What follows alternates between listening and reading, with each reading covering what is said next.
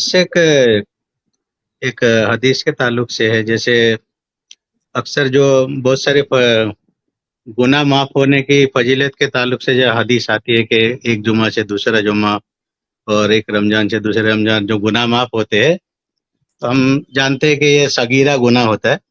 لیکن حج کے تعلق سے جو آتا ہے کہ آدمی حج کر کے آتا ہے تو وہ ایسے ہے جیسے ابھی ماں کے پیٹ سے پیدا ہوا ہے. تو ظاہر سی بات ہے، ماں کے پیٹ سے پیدا ہوا تو اس میں تو نہ کبیرہ نہ صغیرہ کچھ بھی گناہ نہیں ہوتا ہے. تو اس کا تھوڑا سمجھنا تھا اس کے بارے میں. دیکھیے یہ اصول ہے محدثین کے ہاں، علماء کے ہاں، کہ ایک حدیث کی شرح دوسری حدیث سے ہوتی ہے. جیسے دیکھیے ابھی اس سے پہلے جو سوال آیا تھا اس میں بھی یہی بات ہو رہی تھی. ایک حدیث کی وضاحت دوسری حدیث سے ہوتی ہے.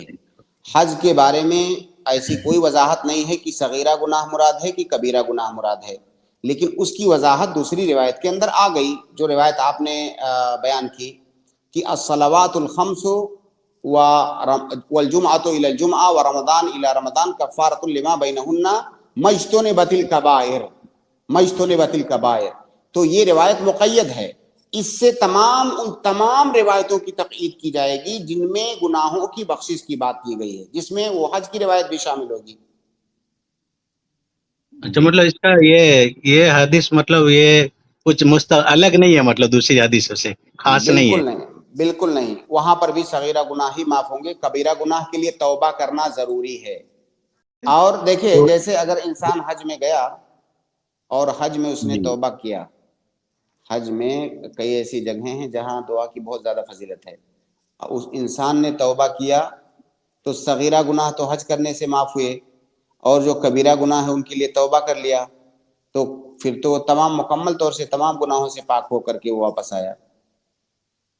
اور تیسری ایک بات جس سے میری اس بات کی تائید ہوگی، جو بات میں نے ابھی کہا، وہ یہ کہ اگر ہم تھوڑی دیر کے لیے یہ مان لیں کہ حج کرنے سے انسان کے تمام گناہ معاف ہو گئے، وہ اسی طرح سے ہو گیا جس طرح سے پیدا ہوا تھا، تو اس کے اوپر کوئی بھی گناہ نہیں تھا. ظاہر ہے جو پیدا ہوا ہے انسان تو نہ تو اس کے پاس صغیرہ تھا نہ تو کبیرہ تھا، کچھ بھی نہیں تھا. تو اگر ہم یہ مان لیں کہ حج کے بعد اس کے اوپر صغیرہ کبیرہ کچھ نہیں بنا، کچھ نہیں بچا، تو اس سے ایک خرابی لازم آئے گی اس مفہوم کے اندر، اس معنی کے اندر. وہ خرابی کیا ہے کہ انسان ہو سکتا ہے کسی بندے کے ساتھ ظلم کیا ہو، کسی کا حق مار لیا ہو، حقوق العباد اس کے اوپر ہوں، تو کیا حج کرنے کے بعد وہ حقوق العباد معاف ہو جائیں گے؟ جبکہ وہ پیدا ہوا تھا تب تو اس کے اوپر کسی بندے کا کوئی حق نہیں تھا. اس کا مطلب یہ ہے کہ اس حدیث کا وہ معنی نہیں ہے.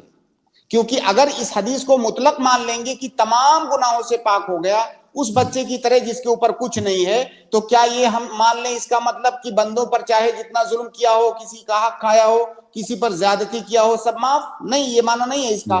اس کا مطلب یہ ہے کہ اس حدیث کی تقیید کرنا یہ ضروری ہے.